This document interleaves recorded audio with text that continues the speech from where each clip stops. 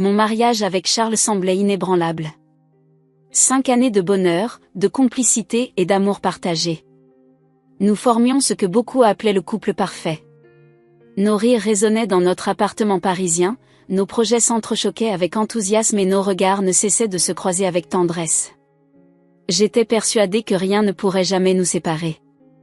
Pourtant, le destin en a décidé autrement. Un matin de printemps, alors que les cerisiers en fleurs embaumaient l'air de la capitale, j'ai reçu un appel qui allait tout changer. La voix tremblante de mon supérieur m'annonçait que l'entreprise devait procéder à des licenciements massifs. J'étais sur la liste. « Je suis vraiment désolé, Marie, a-t-il dit, sa voix trahissant une sincère empathie. Vous avez toujours été une employée exemplaire, mais la situation économique ne nous laisse pas le choix. » Le choc a été brutal. J'ai raccroché, les mains tremblantes, le cœur battant à tout rompre. Comment allais-je l'annoncer à Charles ? Comment allions-nous gérer cette situation ? Ce soir-là, lorsque Charles est rentré du travail, je l'ai accueilli avec un visage grave. Il a tout de suite compris que quelque chose n'allait pas. « Marie, qu'est-ce qui se passe ?» a-t-il demandé, inquiet. J'ai pris une profonde inspiration avant de lâcher la bombe. « J'ai perdu mon emploi, Charles. » Son visage s'est décomposé. Il m'a prise dans ses bras, m'assurant que tout irait bien, que nous surmonterions cette épreuve ensemble. Mais je pouvais sentir la tension dans son corps, l'inquiétude qui commençait à s'insinuer dans son esprit. Les jours qui ont suivi ont été difficiles. J'ai immédiatement commencé à chercher un nouvel emploi, envoyant des CV, passant des entretiens. Mais le marché du travail était tendu, et les réponses positives se faisaient rares. C'est à ce moment-là que j'ai pris la décision d'utiliser mes économies pour continuer à contribuer aux dépenses du ménage. 3 000 € par mois, c'était tout ce que je pouvais offrir. Je pensais que ce serait suffisant, que Charles comprendrait. Mais je me trompais. Un soir, alors que nous dînions en silence, Charles a posé sa fourchette et m'a regardé droit dans les yeux. « Marie, je pense qu'il faut qu'on parle de notre situation financière. » Mon cœur s'est serré. Je savais que cette conversation allait arriver, mais je ne m'y étais pas préparée. « Je sais que tu fais de ton mieux, » a-t-il continué, « mais 3 000 € par mois, ce n'est pas assez. Nos dépenses sont bien plus élevées que ça. » J'ai senti la colère monter en moi. Comment pouvait-il dire ça ? J'utilisais mes économies, je faisais tout mon possible pour trouver un nouvel emploi. « Que veux-tu que je fasse de plus, Charles ?» ai-je demandé, la voix tremblante d'émotion. « Je donne tout ce que j'ai. » Il a soupiré, passant une main dans ses cheveux. « Je ne sais pas, Marie. Mais il faut trouver une solution. On ne peut pas continuer comme ça. » Cette conversation a marqué le début d'une période difficile.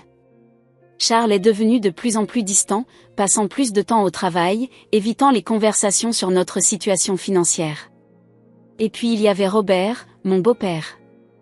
Un homme imposant, au regard perçant et à la langue acérée. Chaque fois qu'il nous rendait visite, je sentais son regard désapprobateur sur moi. Un dimanche, alors que nous prenions le café après le déjeuner, Robert a lancé une remarque qui m'a glacé le sang. « Alors, Marie, toujours pas de travail en vue ?» a-t-il demandé, un sourire en coin. « Tu sais, à ton âge, ma femme travaillait déjà 60 heures par semaine pour subvenir aux besoins de notre famille. » J'ai serré les poings sous la table, retenant les larmes qui menaçaient de couler. Charles n'a rien dit, se contentant de fixer sa tasse de café. À partir de ce moment, la pression est devenue insupportable. Chaque jour était une lutte, chaque conversation un champ de mine. Je me sentais de plus en plus seule, incomprise, jugée.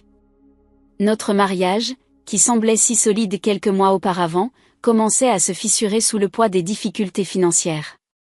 Et moi, j'étais là, au milieu de tout ça, essayant désespérément de garder la tête hors de l'eau, de sauver ce qui pouvait encore l'être. Mais au fond de moi, je commençais à réaliser que rien ne serait plus jamais comme avant. Notre amour, mis à l'épreuve par l'argent, révélait ses failles. Et moi, Marie, je me retrouvais face à un choix impossible, continuer à me battre pour un mariage qui s'effritait ou prendre mon courage à deux mains et envisager un avenir différent. Le pire dans tout ça ? C'est que malgré la douleur, malgré la déception, une partie de moi aimait encore Charles. Une partie de moi espérait encore que tout pourrait s'arranger. Mais chaque jour qui passait rendait cet espoir un peu plus ténu, un peu plus fragile. Et c'est ainsi que je me suis retrouvée, 5 ans après avoir dit oui à l'homme que je pensais être l'amour de ma vie, à me demander si notre amour valait vraiment plus que 3000 € par mois. Les jours passaient, et l'atmosphère à la maison devenait de plus en plus lourde. Chaque matin, je me réveillais avec un nœud à l'estomac, redoutant ce que la journée allait m'apporter. Charles, l'homme que j'avais épousé et qui avait promis de m'aimer dans les bons et les mauvais moments, semblait s'éloigner un peu plus chaque jour.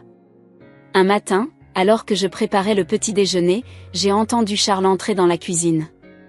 J'ai levé les yeux, espérant voir un sourire, un geste affectueux, n'importe quoi qui me rappellerait l'homme dont j'étais tombée amoureuse. Mais son visage était fermé, ses yeux évitant soigneusement les miens. « Bonjour, Charles », ai-je dit doucement, essayant d'insuffler un peu de chaleur dans ma voix. Il a grogné une réponse à peine audible, se dirigeant directement vers la cafetière. Le silence qui a suivi était assourdissant. J'ai senti mon cœur se serrer, une vague de tristesse m'envahissant. « Tu veux des œufs ?» ai-je proposé, dans une tentative désespérée de briser la glace. « Non, merci. »« Je n'ai pas faim », a-t-il répondu sèchement, avant de quitter la pièce, sa tasse de café à la main. Cette scène est devenue notre nouvelle normalité.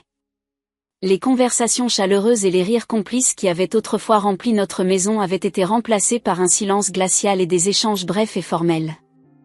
Les visites de Robert, mon beau-père, n'arrangeaient rien.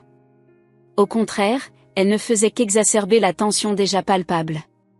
Chaque dimanche, il venait déjeuner chez nous, et chaque dimanche, je me préparais mentalement à affronter ses remarques acerbes et ses regards désapprobateurs.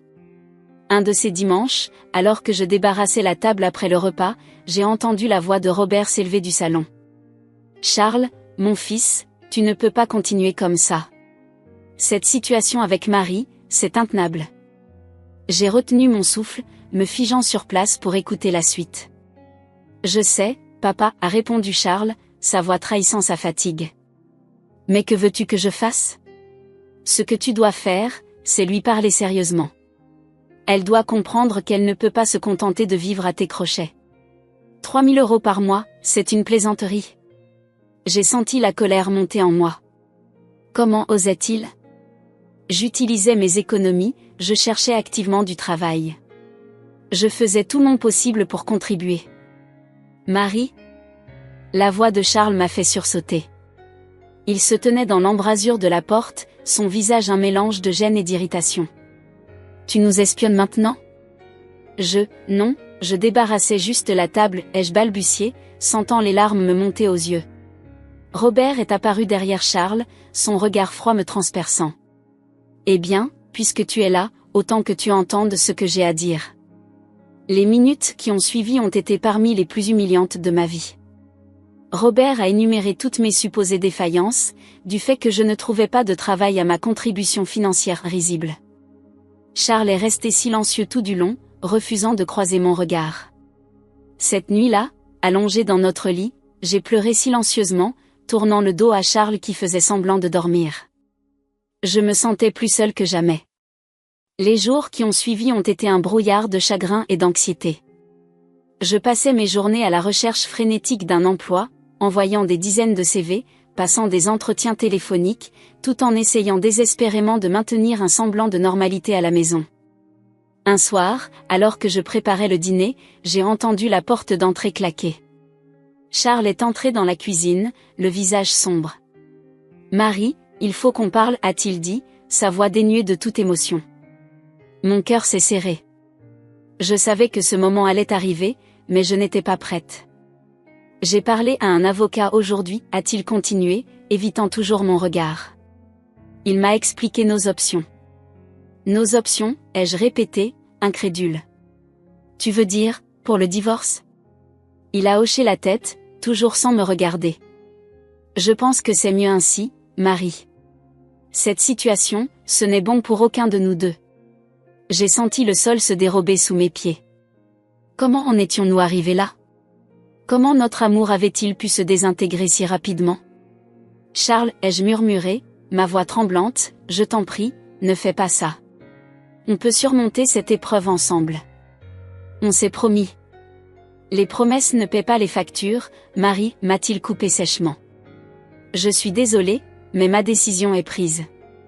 Cette nuit-là, j'ai erré dans la maison comme une âme en peine, incapable de dormir, incapable de penser clairement. Chaque objet, chaque photo me rappelait les moments heureux que nous avions partagés. Comment tout avait-il pu basculer si vite? Le lendemain matin, je me suis réveillée avec une détermination nouvelle. Je ne pouvais pas laisser mon mariage s'effondrer sans me battre. J'ai décidé de parler à Charles, de lui ouvrir mon cœur une dernière fois. Je l'ai trouvé dans son bureau, plongé dans des papiers. Quand je suis entrée, il a levé les yeux, surpris. Charles, ai-je commencé, ma voix plus ferme que je ne l'aurais cru, je sais que les choses sont difficiles en ce moment. Je sais que je t'ai déçu. Mais je t'en prie, ne jetons pas tout ce que nous avons construit. Je t'aime, et je sais qu'au fond de toi, tu m'aimes aussi. Il m'a regardé longuement, et pendant un instant, j'ai cru voir une lueur de l'ancien Charles dans ses yeux. Mais elle s'est éteinte aussi vite qu'elle était apparue. Marie, a-t-il dit doucement, l'amour ne suffit pas toujours. Parfois, il faut savoir quand abandonner. Ces mots m'ont frappé comme un coup de poignard. J'ai quitté la pièce, les larmes coulant librement sur mes joues. Les jours qui ont suivi ont été un tourbillon de paperasse, de discussions avec des avocats, et de nuits sans sommeil. L'anxiété était devenue ma compagne constante. Chaque fois que le téléphone sonnait, mon cœur faisait un bond, espérant que ce serait une réponse positive à l'une de mes nombreuses candidatures. Un soir, alors que je rentrais d'un énième entretien infructueux, j'ai trouvé Charles et Robert assis dans le salon, parlant à voix basse. Ils se sont tus dès qu'ils m'ont vu. Bonsoir, ai-je dit, essayant de garder une voix neutre. Robert m'a lancé un regard qui en disait long. Alors, toujours pas de travail en vue? J'ai serré les poings, retenant la réplique cinglante qui me brûlait les lèvres. Je fais de mon mieux, Robert. Ton mieux ne suffit pas, visiblement, a-t-il rétorqué, sa voix dégoulinante de mépris. Charles est resté silencieux, fixant le sol. Son silence était plus blessant que toutes les paroles cruelles de Robert. Cette nuit-là, allongé dans notre lit devenu trop grand, trop froid, j'ai pris une décision. Je ne pouvais plus continuer ainsi. Cette maison, qui avait été notre refuge, notre nid d'amour, était devenue une prison dorée où je suffoquais un peu plus chaque jour. Le lendemain matin, j'ai attendu que Charles parte travailler. Puis, avec des gestes mécaniques, j'ai commencé à faire mes valises. Chaque vêtement plié, chaque objet rangé était comme un clou enfoncé dans le cercueil de notre mariage. Alors que je fermais ma dernière valise, mon regard est tombé sur notre photo de mariage, posée sur la commode. Nos sourires radieux, nos regards pleins d'amour et d'espoir pour l'avenir. J'ai senti mon cœur se briser une fois de plus. J'ai pris une feuille de papier et un stylo, et j'ai commencé à écrire « Charles, quand nous nous sommes mariés, nous avons promis de nous aimer pour le meilleur et pour le pire. » Je pensais que ces mots signifiaient quelque chose. Je pensais que notre amour était plus fort que ça. Je pars aujourd'hui, non pas parce que je ne t'aime plus, mais parce que je ne peux plus supporter de voir cet amour se désintégrer un peu plus chaque jour. Je mérite mieux que des regards froids et des silences accusateurs. Je mérite mieux que d'être traité comme un fardeau. J'espère qu'un jour, tu réaliseras que l'argent n'est pas tout. Que parfois, le véritable trésor est la personne qui se tient à vos côtés, même dans les moments les plus sombres. Adieu, Charles. J'espère que tu trouveras le bonheur que tu cherches. Marie, j'ai posé la lettre sur l'oreiller de Charles, à côté de mon alliance. Puis, avec un dernier regard sur cette maison qui avait abrité tant de souvenirs, j'ai pris mes valises et je suis partie. En fermant la porte derrière moi, j'ai ressenti un mélange de tristesse et de soulagement. Une page se tournait. Une nouvelle vie m'attendait, incertaine et effrayante, mais aussi pleine de possibilités. Les jours qui ont suivi mon départ de la maison ont été un tourbillon d'émotions. J'avais trouvé refuge chez ma sœur, Sophie, qui m'avait accueillie à bras ouverts. Son petit appartement dans le 15e arrondissement de Paris était loin du confort de la maison que je partageais avec Charles, mais il y régnait une chaleur et une bienveillance qui m'avaient cruellement manqué ces derniers temps. Marie, tu peux rester aussi longtemps que tu veux, m'avait dit Sophie en m'aidant à installer mes affaires dans son bureau, qu'elle avait transformé en chambre d'appoint pour moi. Je lui étais reconnaissante, mais je ne pouvais m'empêcher de me sentir comme un fardeau. Encore une fois. Les premiers jours, je les ai passés dans un état second, oscillant entre des crises de larmes et des moments de colère intense. Sophie était là, patiente, m'écoutant ressasser les mêmes histoires encore et encore, me tenant dans ses bras quand les sanglots devenaient incontrôlables. Un matin, alors que nous prenions le petit déjeuner, mon téléphone a sonné. Le nom de Charles s'est affiché sur l'écran. Mon cœur a fait un bond. Tu devrais répondre, a doucement suggéré Sophie. D'une main tremblante, j'ai décroché. Allô ? Marie. La voix de Charles était froide, dénuée d'émotion. Où es-tu ? Chez Sophie, ai-je répondu, la gorge serrée. Je vois. Écoute, il faut qu'on parle. De la maison, des finances, de tout ça. Mon père sera là. Peux-tu venir cet après-midi ? J'ai senti mon estomac se nouer. Robert serait là. Bien sûr qu'il serait là. Je ne sais pas si c'est une bonne idée, Charles. Ce n'est pas une question de bonne ou mauvaise idée, Marie. C'est nécessaire. À 14 heures, d'accord ? Avant que je puisse répondre, il avait raccroché. J'ai fixé mon téléphone, incrédule. Qu'est-ce qu'il voulait ? A demandé Sophie, inquiète. Je lui ai expliqué la situation, sentant la panique monter en moi à l'idée de revoir Charles et Robert. Tu veux que je vienne avec toi ? A proposé Sophie. J'ai secoué la tête. Non, c'est gentil, mais je dois affronter ça toute seule. L'après-midi est arrivé trop vite à mon goût.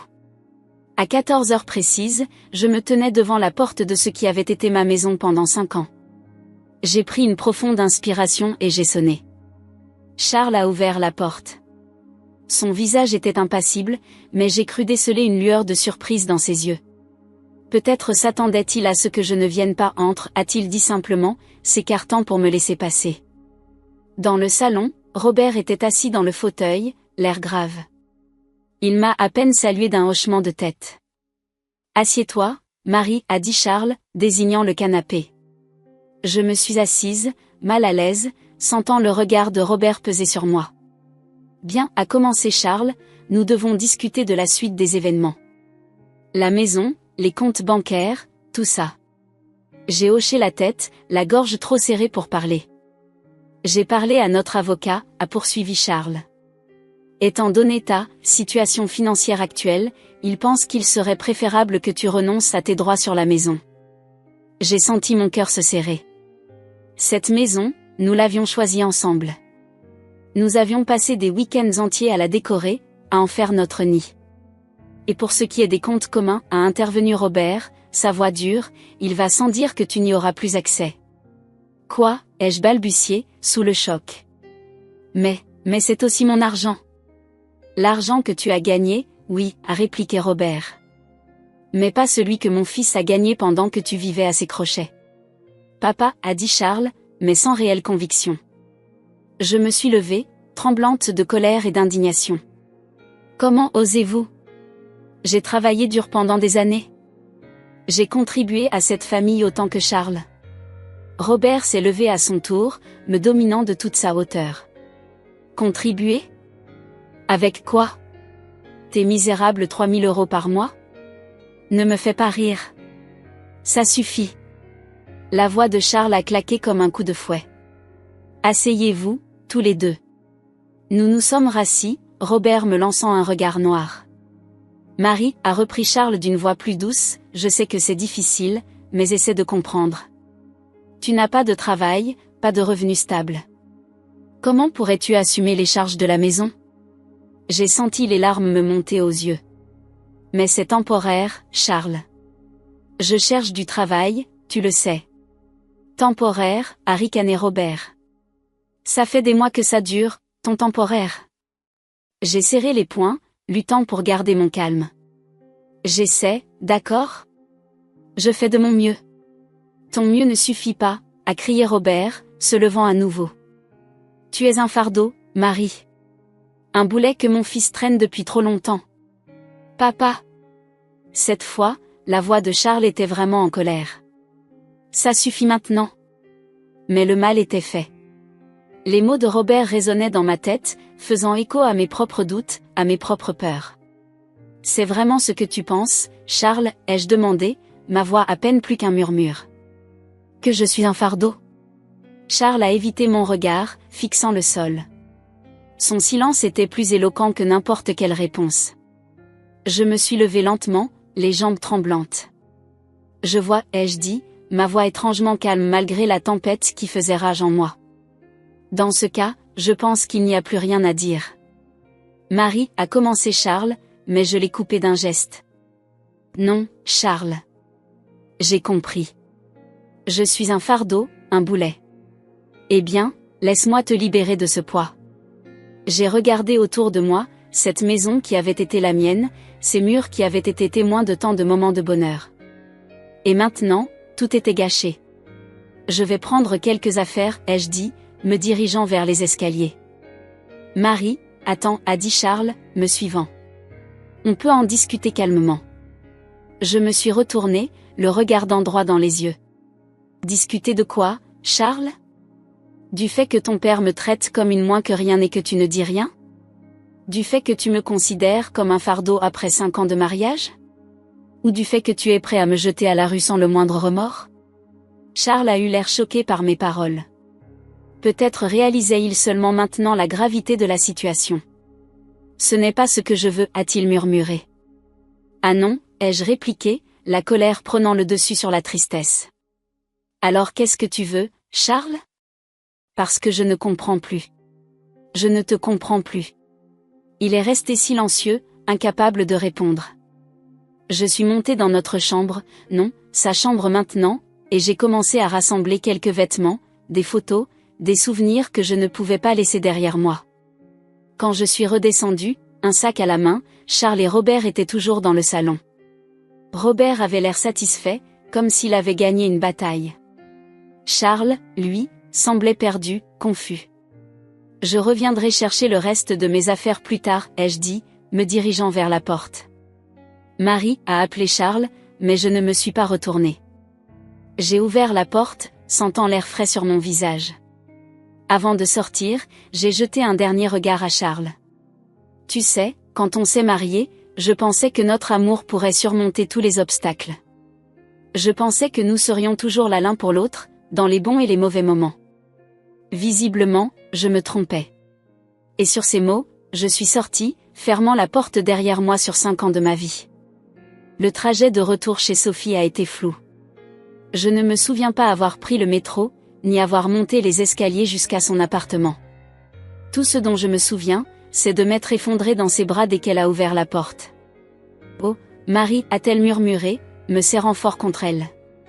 Je suis tellement désolée. Cette nuit-là, allongée sur le canapé-lit de Sophie, j'ai pleuré toutes les larmes de mon corps. J'ai pleuré pour mon mariage brisé, pour l'amour perdu, pour la vie que j'avais imaginée et qui s'était évanouie comme un mirage. Mais au milieu de ma douleur, une petite voix a commencé à se faire entendre. Une voix qui me disait que peut-être, juste peut-être, c'était pour le mieux. Que peut-être, cette fin douloureuse était en réalité un nouveau départ. Cette nuit-là, entre 2 sanglots, j'ai pris une décision. Je ne laisserai pas cette expérience me détruire. Au contraire, j'en sortirai plus forte, plus déterminée. Demain serait un nouveau jour. Et ce jour marquerait le début d'une nouvelle vie pour moi, Marie. Une vie où je ne serai le fardeau de personne, où je ne dépendrai que de moi-même. Avec cette résolution en tête, j'ai finalement sombré dans un sommeil agité, prête à affronter ce que l'avenir me réservait. Les jours qui ont suivi mon départ définitif de la maison ont été un tourbillon d'émotions. Chaque matin, je me réveillais sur le canapé-lit de Sophie, désorientée, avant que la réalité ne me frappe de plein fouet. Mon mariage était fini. Ma vie telle que je la connaissais n'existait plus. Sophie, ma sœur bien-aimée, était un roc au milieu de cette tempête. Elle me préparait le petit déjeuner chaque matin, m'encourageait à sortir prendre l'air, et passait des heures à m'écouter ressasser les mêmes histoires, encore et encore. Marie, me dit-elle un matin, alors que je fixais ma tasse de café sans la voir, tu ne peux pas continuer comme ça. Il faut que tu avances. J'ai levé les yeux vers elle, sentant la colère monter en moi. Avancer? Comment veux-tu que j'avance? J'ai tout perdu, Sophie. Elle a pris ma main dans la sienne, son regard doux mais ferme. Tu n'as pas tout perdu, Marie. Tu t'es perdu toi-même, et c'est ça qu'il faut que tu retrouves. Ces paroles m'ont frappé comme un coup de poing. Elle avait raison, bien sûr. Dans toute cette histoire, j'avais oublié qui j'étais, ce que je valais. Ce jour-là, j'ai décidé de commencer à analyser ce qui s'était réellement passé. J'ai pris un carnet et j'ai commencé à écrire. Chaque détail, chaque conversation, chaque sentiment. C'était douloureux, mais nécessaire. Au fil des pages, un schéma a commencé à émerger. Je me suis rendu compte que la manipulation financière avait commencé bien avant que je ne perde mon emploi. Charles avait toujours eu le contrôle total de nos finances, décidant de chaque dépense importante sans vraiment me consulter. Je me suis souvenu d'une conversation que nous avions eue quelques mois après notre mariage. « Chérie, m'avait dit Charles, je pense qu'il serait plus simple si je gérais nos finances. Tu sais, avec mon travail dans la banque, j'ai l'habitude de ce genre de choses. » À l'époque, j'avais accepté sans vraiment réfléchir. Après tout, il était l'expert, non? Mais maintenant, avec le recul, je voyais les choses différemment. Ce n'était pas de l'efficacité, c'était du contrôle. Et puis il y avait Robert, mon beau-père. Je me suis rendu compte qu'il avait toujours eu une influence disproportionnée sur notre couple. Ses commentaires désobligeants, ses jugements constants, sa façon de toujours se mêler de nos affaires. Comment avais-je pu laisser cela se produire? Je me suis souvenu d'un dîner en particulier, quelques semaines avant que je ne perde mon emploi. Robert était là, comme toujours, et la conversation avait dérivé sur nos projets d'avenir. Alors, Marie, avait dit Robert de sa voix condescendante, quand est-ce que vous nous faites des petits-enfants? J'avais ri, mal à l'aise. Oh, vous savez, nous prenons notre temps. Nous voulons d'abord nous concentrer sur nos carrières. Robert avait froncé les sourcils. Les carrières, les carrières. De mon temps, les femmes savaient où était leur priorité. J'avais senti la colère monter en moi, mais Charles était intervenu avant que je ne puisse répondre. Papa, s'il te plaît. Marie et moi prendrons cette décision quand nous serons prêts. Sur le moment, j'avais été reconnaissante à Charles d'avoir pris ma défense. Mais maintenant, je me rendais compte qu'il n'avait fait que désamorcer la situation, sans réellement s'opposer aux idées rétrogrades de son père. Plus j'écrivais, plus je prenais conscience des schémas toxiques qui avaient empoisonné notre relation. La manipulation émotionnelle était subtile, mais constante. Charles avait toujours eu cette façon de me faire douter de moi-même, de mes décisions, de mes capacités.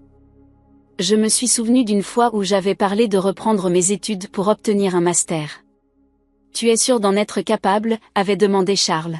« Tu sais, c'est beaucoup de travail, et avec ton emploi actuel. » Sa voix était douce, concernée, mais ces mots étaient des poignards qui sapaient ma confiance en moi. Et puis il y avait eu cette fois où j'avais voulu organiser un voyage surprise pour notre anniversaire de mariage. « Oh, chérie, avait dit Charles en riant doucement, tu sais bien que je suis meilleure pour ce genre de choses.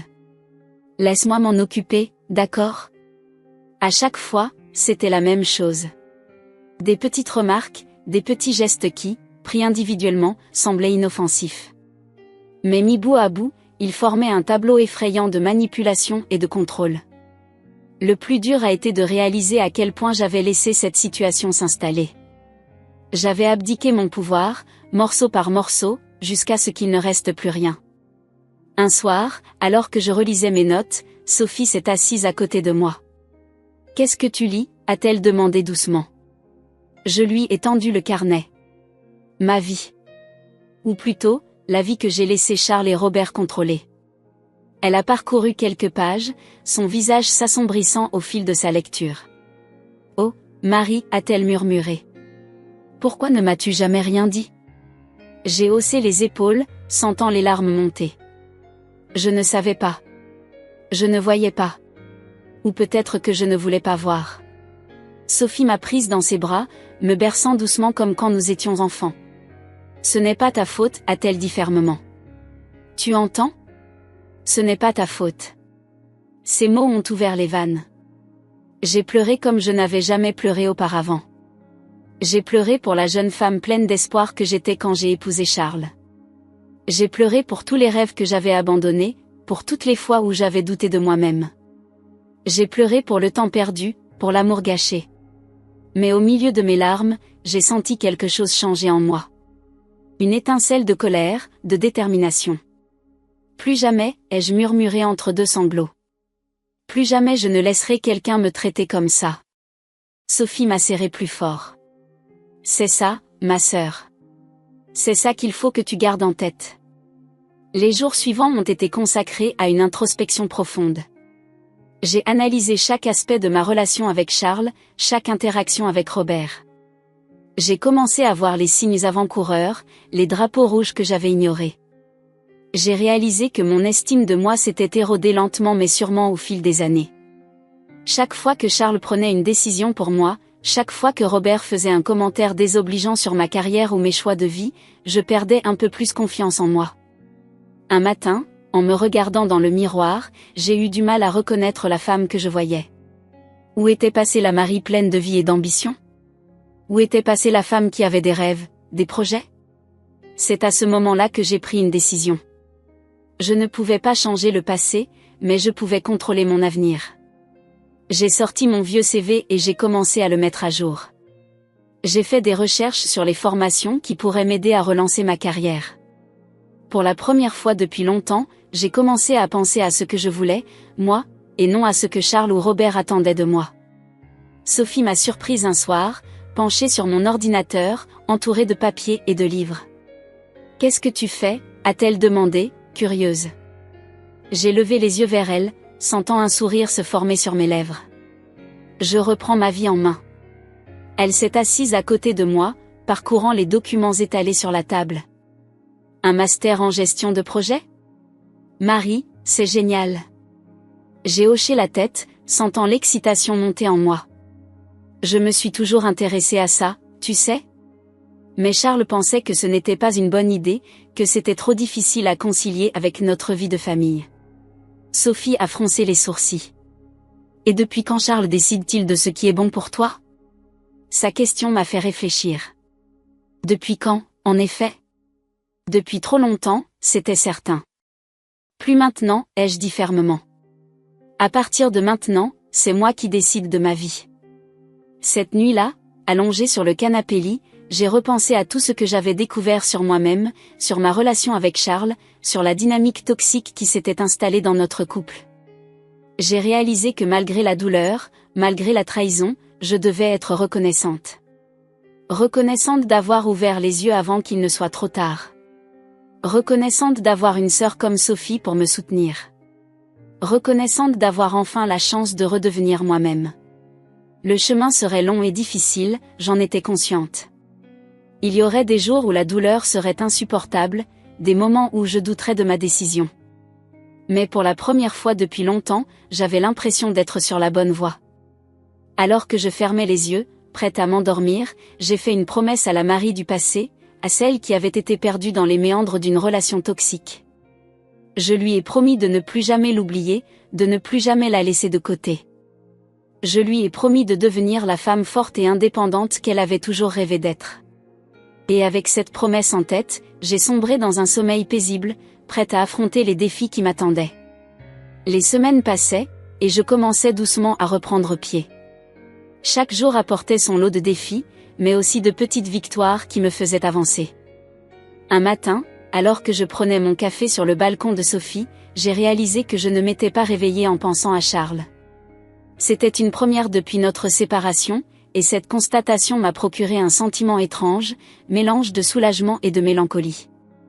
Tu as l'air pensive, a remarqué Sophie en me rejoignant, sa propre tasse à la main. J'ai souri faiblement. Je viens de réaliser que je n'ai pas pensé à Charles en me réveillant aujourd'hui. Sophie m'a serré l'épaule. C'est un bon signe, tu sais. Ça veut dire que tu avances. J'ai hoché la tête, laissant le soleil matinal réchauffer mon visage. Je crois que tu as raison. C'est juste, étrange. Ce jour-là, j'ai décidé de franchir une nouvelle étape. J'ai appelé une agence immobilière pour commencer à chercher un appartement. L'idée de quitter le cocon protecteur de chez Sophie me terrifiait, mais je savais que c'était nécessaire. L'agent immobilier, une femme nommée Amélie, a été d'une patience remarquable. Elle m'a écouté décrire ce que je cherchais, sans jamais me presser. Ne vous inquiétez pas, Madame Dubois, m'a-t-elle dit avec un sourire chaleureux. Nous allons trouver le parfait chez vous. Les visites ont commencé dès le lendemain. Chaque appartement était une nouvelle possibilité, un nouveau départ potentiel. Certains étaient trop petits, d'autres trop chers, mais je ne me décourageais pas. C'est au bout de la 3e semaine de recherche que je l'ai trouvé. Un petit 2 pièces dans le 11e arrondissement, lumineux et chaleureux. Dès que j'ai franchi le seuil, j'ai su que c'était celui-là. Alors, qu'en pensez-vous ? A demandé Amélie, observant ma réaction. J'ai pris une profonde inspiration, sentant un sourire se dessiner sur mes lèvres. Je pense que je suis chez moi. Les démarches pour la location ont été rapides, et avant que je ne m'en rende compte, j'avais les clés dans la main. Le jour du déménagement, Sophie m'a aidé à transporter mes quelques affaires. « Tu es sûre que tu ne veux pas que je reste cette nuit ?» a-t-elle demandé alors que nous déposions le dernier carton. J'ai secoué la tête. « Non, ça ira. Je pense que j'ai besoin d'être seule pour ma première nuit ici. » Elle m'a serré dans ses bras. « D'accord, mais tu m'appelles si tu as besoin de quoi que ce soit, d'accord ? » Une fois Sophie partie, je me suis retrouvée seule dans mon nouvel appartement. Le silence était assourdissant. Pendant un instant, la panique m'a envahie. Qu'est-ce que je faisais ? Étais-je vraiment prête pour ça ? Mais alors que je commençais à déballer mes affaires, à trouver une place pour chaque objet, je me suis sentie de plus en plus à l'aise. Ce n'était pas grand, ce n'était pas luxueux, mais c'était à moi. Un espace que je pouvais façonner à mon image, sans avoir à me soucier de l'opinion de Charles ou de Robert. Cette nuit-là, allongée dans mon nouveau lit, j'ai pleuré. Mais pour la première fois depuis longtemps, ce n'étaient pas des larmes de tristesse ou de colère. C'étaient des larmes de soulagement, de libération. Le lendemain matin, j'ai été réveillée par les rayons du soleil filtrant à travers les rideaux que je n'avais pas encore installés. Je me suis levée, et préparé mon café, et me suis assise sur le petit balcon qui donnait sur une cour intérieure paisible. C'est à ce moment-là que j'ai reçu un email qui allait changer ma vie. C'était une réponse à l'une des nombreuses candidatures que j'avais envoyées ces dernières semaines. Une start-up dans le domaine de la tech me proposait un entretien pour un poste de chargé de projet junior. Mon cœur s'est emballé. C'était exactement le genre d'opportunité que je recherchais. Une chance de repartir de zéro, d'apprendre, de grandir. L'entretien a eu lieu 2 jours plus tard. J'ai passé des heures à me préparer, répétant mes réponses devant le miroir, cherchant le bon outfit qui me ferait paraître à la fois professionnel et dynamique.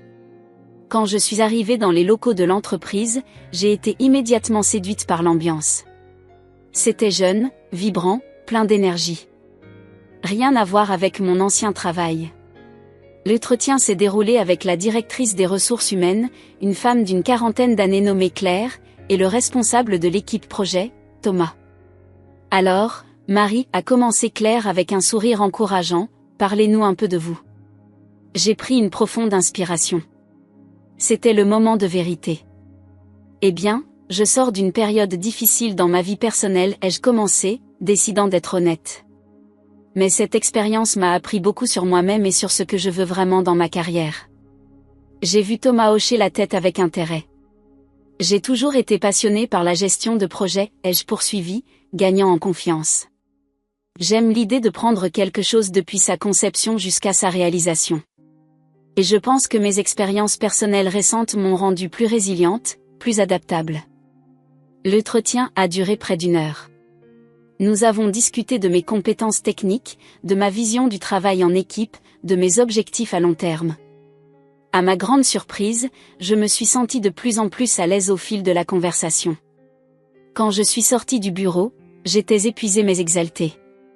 Peu importe le résultat, j'étais fière de moi. J'avais affronté ma peur, j'avais été honnête sur mon parcours, et je m'étais battue pour cette opportunité.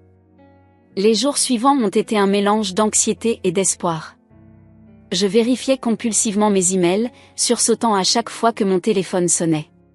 C'est finalement un vendredi après-midi que j'ai reçu l'appel tant attendu. C'était Claire. Marie, j'ai de bonnes nouvelles pour vous. Mon cœur s'est arrêté. Nous aimerions vous offrir le poste. Thomas a été particulièrement impressionné par votre honnêteté et votre résilience. Il pense que vous apporterez une perspective unique à l'équipe. J'ai dû m'asseoir, les jambes tremblantes. Merci. Merci beaucoup. J'accepte avec joie. Après avoir raccroché, j'ai éclaté en sanglots. Des larmes de joie, de soulagement, de fierté. J'avais réussi. J'avais obtenu ce poste par mes propres moyens, sans l'aide de Charles ou de qui que ce soit d'autre. Le week-end a été un tourbillon de préparatifs. J'ai acheté de nouveaux vêtements pour le travail, j'ai réorganisé mon appartement pour créer un petit espace bureau, j'ai même commencé à lire des livres sur la gestion de projets pour me préparer. Le lundi matin, alors que je me tenais devant le miroir, ajustant ma nouvelle tenue, j'ai eu un moment de pause.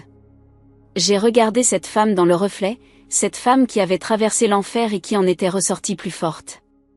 J'ai vu dans ses yeux une détermination que je n'avais pas vue depuis longtemps. Tu peux le faire, me suis-je dit à voix haute. Tu es capable de tout. Ma première journée de travail a été un tourbillon d'émotions.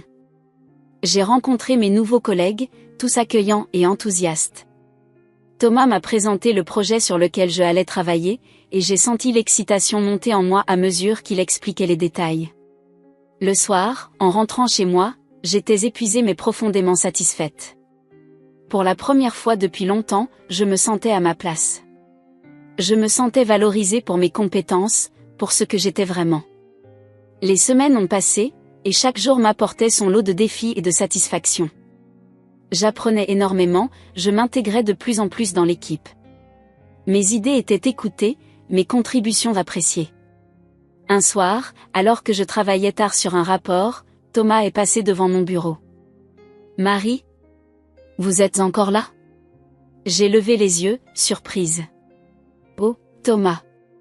Oui, je voulais juste finir ce rapport. » Il a souri. « Vous faites du bon travail, vous savez. Je suis content que nous vous ayons choisi pour ce poste. » Ces mots m'ont réchauffé le cœur. « Merci, Thomas. Ça signifie beaucoup pour moi. » Après son départ, j'ai regardé autour de moi. Ce bureau, ses collègues, ce travail, tout cela, je l'avais obtenu par moi-même. J'avais reconstruit ma vie, pièce par pièce. En rentrant chez moi ce soir-là, j'ai réalisé à quel point j'avais changé. La Marie d'il y a quelques mois aurait été terrifiée à l'idée de recommencer à zéro. Mais cette nouvelle Marie, celle qui avait survécu à la trahison et à la douleur, celle qui avait appris à se battre pour elle-même, cette Marie-là était plus forte que jamais. J'ai ouvert la porte de mon appartement, mon chez-moi, mon sanctuaire. J'ai regardé les murs que j'avais peints moi-même, les meubles que j'avais choisis, les photos de mes amis et de ma famille que j'avais accrochées. Et pour la première fois depuis longtemps, j'ai senti une vague de bonheur pur me submerger. J'étais fière de moi. Fière de ce que j'avais accompli. Fière de la femme que j'étais devenue. Ce soir-là, en me couchant, j'ai réalisé que je ne me sentais plus seule. J'étais entourée de gens qui m'appréciaient pour ce que j'étais vraiment. J'avais un travail qui me passionnait. J'avais un chez moi où je me sentais en sécurité. Et surtout, je m'étais retrouvée. La vraie Marie, celle qui avait été étouffée pendant si longtemps, était de retour. Plus forte, plus sage, mais toujours pleine d'espoir et de rêves. Je me suis endormie avec un sourire aux lèvres, impatiente de voir ce que l'avenir me réservait. Les mois passaient, et ma nouvelle vie prenait forme. Je m'épanouissais dans mon travail, mon appartement devenait de plus en plus un véritable foyer, et je commençais à retrouver une certaine stabilité émotionnelle. Cependant, le destin avait encore des surprises en réserve pour moi. C'était un mardi soir, je rentrais tard du travail après une réunion particulièrement intense. J'étais épuisée mais satisfaite, nous avions fait des progrès significatifs sur notre projet. En ouvrant la porte de mon appartement, j'ai remarqué que mon téléphone clignotait. J'avais un message vocal. Intriguée, j'ai appuyé sur le bouton pour l'écouter. La voix qui a retenti m'a glacé le sang. « Marie, c'est Charles. Je sais que ça fait longtemps, mais j'ai besoin de te parler. C'est important. Rappelle-moi, s'il te plaît. » J'ai dû m'asseoir, les jambes tremblantes. Charles. Après tout ce temps, pourquoi maintenant? Qu'est-ce qui pouvait être si important? J'ai passé la soirée à tourner en rond dans mon appartement, débattant intérieurement sur ce que je devais faire. Une partie de moi voulait ignorer le message, continuer ma vie comme si de rien n'était. Mais une autre partie, plus curieuse, plus inquiète peut-être, voulait savoir ce qui se passait. Finalement, vers minuit, j'ai pris ma décision. J'ai saisi mon téléphone et j'ai composé le numéro de Charles. Il a décroché à la première sonnerie. Marie. Sa voix semblait fatiguée, tendue. Charles. J'ai eu ton message. Que se passe-t-il? Il y a eu un long silence à l'autre bout de la ligne. Puis, d'une voix brisée, Charles a lâché la bombe, c'est papa. Il a eu un AVC. Les médecins, ils ne sont pas très optimistes. J'ai senti mon cœur se serrer. Malgré tout ce qui s'était passé, malgré la douleur et la colère, je ne pouvais pas rester insensible à cette nouvelle. Je suis désolée, Charles, ai-je dit doucement. Comment va-t-il? Il est stable pour le moment, mais... Marie, je suis perdue. Je ne sais pas quoi faire. Les factures de l'hôpital s'accumulent, et avec la maison. J'ai fermé les yeux, sentant un mélange complexe d'émotions m'envahir. Compassion, colère, frustration, tout se mélangeait. Que veux-tu que je fasse, Charles, ai-je demandé, ma voix plus dure que je ne l'aurais voulu. Il a hésité. Je ne sais pas. Je suppose que j'avais juste besoin de parler à quelqu'un qui comprenne. Cette phrase m'a frappée. Charles, l'homme qui m'avait rejeté quand j'avais le plus besoin de lui, se tournait maintenant vers moi dans son moment de détresse. Écoute, Charles, ai-je dit après un moment de réflexion. Je suis désolée pour ton père. Vraiment. Mais je ne peux pas revenir en arrière. Je ne peux pas redevenir la personne que j'étais. Je comprends, a-t-il murmuré. Je suis désolée de t'avoir dérangé. Après avoir raccroché, je suis restée assise dans l'obscurité de mon salon, perdue dans mes pensées. La situation de Robert me touchait, bien sûr. Malgré tout ce qu'il m'avait fait subir, je ne lui souhaitais pas de mal. Mais je ne pouvais pas non plus ignorer tout ce qui s'était passé. Le lendemain matin, j'ai appelé Sophie pour lui raconter la conversation. « Qu'est-ce que tu comptes faire ?» m'a-t-elle demandé. J'ai soupiré. Je ne sais pas. Une partie de moi veut t'aider, mais une autre partie me dit de rester loin de tout ça. Sophie est restée silencieuse un moment. Tu sais, Marie, parfois la vraie force ne réside pas dans le fait de couper tous les ponts, mais dans la capacité à offrir de la compassion tout en maintenant des limites saines. Ces paroles m'ont fait réfléchir. Peut-être avait-elle raison. Peut-être que je pouvais trouver un moyen d'aider sans pour autant compromettre tout le travail que j'avais fait sur moi-même. Après mûre réflexion, j'ai décidé d'aller rendre visite à Robert à l'hôpital. Pas pour Charles, pas pour Robert lui-même, mais pour moi. Pour montrer que j'étais capable de compassion, même envers ceux qui m'avaient blessé. L'hôpital était un labyrinthe de couloirs blancs et d'odeurs aseptisées. Quand je suis entrée dans la chambre de Robert, j'ai eu un choc. L'homme imposant et intimidant que j'avais connu était maintenant diminué, relié à des machines qui bipaient doucement. Charles était assis à son chevet. Quand il m'a vu, ses yeux se sont écarquillés de surprise. « Marie, tu es venue. » J'ai hoché la tête, mal à l'aise. « Comment va-t-il » Charles a passé une main fatiguée sur son visage. Pas de changement pour le moment. Les médecins disent qu'il faut attendre. Je me suis approchée du lit, regardant Robert. Son visage était pâle, ses traits tirés. C'était étrange de le voir ainsi, vulnérable. Charles, ai-je dit doucement, je suis venue parce que je pense que c'était la chose à faire. Mais je veux que tu comprennes une chose, je ne reviens pas. Je ne peux pas redevenir la personne que j'étais avant. Il a levé les yeux vers moi, et j'ai vu de la tristesse, mais aussi une forme de compréhension dans son regard. Je sais, a-t-il murmuré. Je suis désolée, Marie. Pour tout. Ces mots, que j'avais tant espérés pendant si longtemps, résonnaient maintenant étrangement à mes oreilles. Il ne changeait rien à ce qui s'était passé, mais d'une certaine manière, il apportait une forme de clôture. Merci, ai-je dit simplement. Nous sommes restés là, en silence, regardant Robert respirer doucement. C'était un moment surréaliste, comme si le temps s'était arrêté. Finalement, j'ai pris une décision. Écoute, Charles. Je ne peux pas revenir dans ta vie comme avant. Mais je peux t'aider, dans une certaine mesure. Je connais une association qui aide les familles à naviguer dans le système de santé et à gérer les factures médicales. Je peux te mettre en contact avec eux. Charles m'a regardé, les yeux brillants de larmes. Tu ferais ça? J'ai hoché la tête. Ce n'est pas pour toi, ni pour Robert. C'est pour moi. Pour la personne que je suis devenue. Une personne qui peut offrir de l'aide sans se perdre elle-même. Dans les jours qui ont suivi, j'ai tenu ma promesse. J'ai mis Charles en contact avec l'association, je l'ai aidé à remplir certains formulaires. Mais j'ai maintenu une distance émotionnelle. Chaque soir, je rentrais dans mon appartement, dans ma nouvelle vie, et je me rappelais pourquoi je faisais tout cela. 2 semaines après ma première visite à l'hôpital, j'ai reçu un appel de Charles. Robert s'était réveillé. Les médecins étaient prudemment optimistes. Il demande à te voir, m'a dit Charles. J'ai hésité. Étais-je prête à affronter Robert? À entendre ce qu'il avait à dire? Finalement, j'ai décidé d'y aller. Quand je suis entrée dans la chambre, Robert était assis dans son lit, l'air fatigué mais alerte.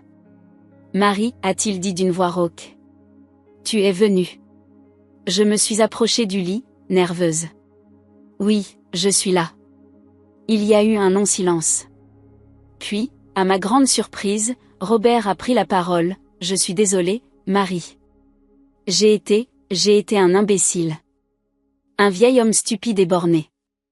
J'ai senti les larmes me monter aux yeux. Ces mots, je ne m'attendais pas à les entendre un jour. J'ai réalisé, a-t-il poursuivi, quand j'étais allongée ici, que j'avais tout faux. L'argent, le statut, ça ne vaut rien quand on est face à la mort. Ce qui compte, c'est la famille, les relations. Et j'ai tout gâché. J'ai pris une profonde inspiration. Merci, Robert. Ça signifie beaucoup pour moi d'entendre ça.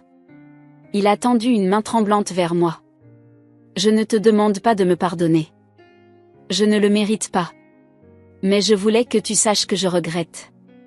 Et que je suis fière de la femme forte que tu es devenue. J'ai pris sa main dans la mienne, sentant les larmes couler sur mes joues. C'était un moment de guérison, pas seulement pour Robert, mais pour moi aussi. En quittant l'hôpital ce jour-là, j'ai ressenti un poids se lever de mes épaules. Je ne pardonnais pas complètement, pas encore. Mais j'avais fait un pas vers la paix intérieure. Les semaines suivantes ont été un exercice d'équilibre délicat. J'ai continué à aider Charles à distance, tout en maintenant mes limites. J'ai rendu visite à Robert de temps en temps, nos conversations devenant de plus en plus faciles au fil du temps. Un soir, alors que je rentrais d'une de ces visites, j'ai réalisé quelque chose d'important. En aidant Charles et Robert, en leur offrant ma compassion tout en restant fidèle à moi-même, j'avais prouvé ma force. Non pas la force de couper tous les liens, mais la force de pardonner tout en se protégeant. Cette expérience m'avait appris que la vie n'est pas toujours noire ou blanche. Qu'il est possible d'offrir de l'aide à ceux qui nous ont blessés, sans pour autant sacrifier notre propre bien-être. Assise sur mon balcon ce soir-là, regardant les lumières de Paris scintiller, j'ai souri. J'étais fière de la femme que j'étais devenue. Une femme capable de compassion, de pardon, mais aussi de force et d'indépendance. Le chemin avait été long et difficile, mais j'avais finalement trouvé un équilibre. Entre mon passé et mon présent, entre la douleur et la guérison, entre l'indépendance et la connexion. Et pour la première fois depuis longtemps, j'étais vraiment en paix avec moi-même. Les mois ont passé depuis cette période tumultueuse où j'ai dû faire face à la maladie de Robert et aux remords de Charles. Aujourd'hui, assise sur le balcon de mon appartement, une tasse de café à la main, je contemple le chemin parcouru et je réalise à quel point ma vie a changé. Le soleil se lève sur Paris, baignant la ville d'une douce lumière dorée. C'est dans ces moments de calme que j'aime réfléchir, faire le point sur ma vie et sur les leçons que j'ai apprises. Ma carrière a pris un tournant inattendu mais bienvenu. Après avoir prouvé mes compétences en gestion de projet dans la start-up, j'ai été promu chef de projet senior. C'est un rôle exigeant, mais qui me passionne chaque jour. Je me souviens encore de ce moment où Thomas, mon supérieur, m'a annoncé la nouvelle. Marie, m'avait-il dit, un grand sourire aux lèvres, nous sommes tous impressionnés par votre travail. Votre résilience et votre capacité à gérer des situations complexes sont exactement ce dont nous avons besoin pour diriger notre nouvelle équipe internationale. J'avais senti une vague de fierté m'envahir. Cette promotion, je l'avais gagnée par mes propres moyens, sans l'aide ou l'influence de qui que ce soit. Mais ce succès professionnel n'est qu'une partie de mon évolution. Ce qui me frappe le plus, c'est la transformation de ma perception de moi-même et de mes relations avec les autres. Je repense à cette conversation que j'ai eue récemment avec Sophie. Nous étions assises dans un petit café près de la Tour Eiffel, profitant d'un rare moment de détente dans nos emplois du temps chargés. Tu sais, Marie, m'a-t-elle dit en sirotant son thé, je suis tellement fière de toi. Tu as traversé l'enfer et tu en es sortie plus forte. J'ai souri, touchée par ses paroles. C'est grâce à toi, Sophie. Sans ton soutien, je ne sais pas où j'en serais aujourd'hui. Elle a secoué la tête. Non, Marie. C'est toi qui as fait tout le travail. Tu as pris les décisions difficiles, tu as affronté tes peurs. Je n'ai fait que te soutenir. Cette conversation m'a fait réaliser à quel point j'avais changé. La Marie d'il y a un an n'aurait jamais pu accepter un tel compliment. Elle aurait minimisé ses efforts, cherché l'approbation des autres. Mais aujourd'hui, je suis capable de reconnaître ma propre valeur, mes propres accomplissements. Bien sûr, le chemin n'a pas toujours été facile. Il y a eu des moments de doute, des nuits où la solitude pesait lourd. Je me souviens d'une soirée en particulier, quelques semaines après ma promotion. J'étais rentrée tard du travail, épuisée après une longue journée de réunion. En fermant la porte de mon appartement, j'avais été frappée par le silence. Pendant un instant, j'avais ressenti un pincement au cœur. N'y avait-il personne pour partager mes succès? Pour me réconforter après une journée difficile? Mais alors, j'avais regardé autour de moi. Cet appartement, c'était le mien. Chaque meuble, chaque objet, chaque couleur sur les murs reflétait mes choix, ma personnalité. Et j'ai réalisé que cette solitude n'était pas un fardeau, mais une preuve de ma force. J'ai appris à apprécier ces moments de solitude, à les voir non pas comme un manque, mais comme une opportunité de croissance personnelle. J'ai commencé à explorer de nouvelles passions, à rencontrer de nouvelles personnes. Je me suis inscrite à des cours de peinture, réalisant un rêve que j'avais toujours repoussé. Chaque coup de pinceau sur la toile est devenu une affirmation de mon identité, de ma créativité longtemps réprimée. C'est lors d'un de ces cours que j'ai rencontré Elodie, une femme dynamique d'une quarantaine d'années qui est rapidement devenue une amie proche. Nos conversations m'ont ouvert les yeux sur de nouvelles perspectives. Tu sais, Marie, m'a-t-elle dit un jour alors que nous rangions nos chevalets, la vie est trop courte pour la vivre selon les attentes des autres. Il faut oser être soi-même, avec ses forces et ses faiblesses. Ces mots ont résonné en moi, me rappelant à quel point j'avais changé. La Marie d'avant aurait cherché à plaire à tout prix, à se conformer aux attentes de son mari, de sa belle famille. Mais aujourd'hui, je sais que ma valeur ne dépend pas de l'approbation des autres. Bien sûr, ma relation avec Charles et Robert a continué d'évoluer. Après le rétablissement de Robert, nous avons maintenu un contact limité mais cordial. Je ne peux pas dire que j'ai complètement pardonné, mais j'ai appris à lâcher prise, à ne plus laisser la colère et la rancœur dicter mes actions. Il y a quelques semaines, j'ai reçu un appel de Charles. Sa voix était hésitante, presque timide. Marie, a-t-il dit, je sais que ça peut sembler étrange, mais, papa et moi, on aimerait t'inviter à dîner. Pour te remercier de tout ce que tu as fait, et peut-être, pour tourner la page? J'ai été surprise par cette invitation, et ma première réaction a été de refuser. Mais après réflexion, j'ai réalisé que c'était peut-être l'occasion de clore définitivement ce chapitre de ma vie. Le dîner a été une expérience surréaliste. Nous étions assis tous les trois autour de la table, dans cette maison qui avait été la mienne, essayant de naviguer dans une conversation polie et un peu maladroite. Robert, visiblement affaibli par sa maladie mais toujours aussi direct, a finalement brisé la glace. Marie, a-t-il dit, sa voix plus douce que je ne l'avais jamais entendue, je sais que des excuses ne suffisent pas à effacer ce qui s'est passé. Mais je veux que tu saches que je regrette profondément la façon dont je t'ai traité. Tu méritais mieux. J'ai senti les larmes me monter aux yeux, mais pour la première fois, ce n'étaient pas des larmes de tristesse ou de colère. C'étaient des larmes de soulagement, de libération. Merci, Robert, ai-je répondu doucement. Ça signifie beaucoup pour moi d'entendre ça. Charles est intervenu à son tour, sa voix tremblante d'émotion. Marie, je suis désolée. J'ai été lâche, j'ai laissé mes peurs et mes insécurités prendre le dessus. Tu étais la meilleure chose qui me soit arrivée, et je t'ai laissé partir. J'ai pris une profonde inspiration, sentant le poids de ces mots.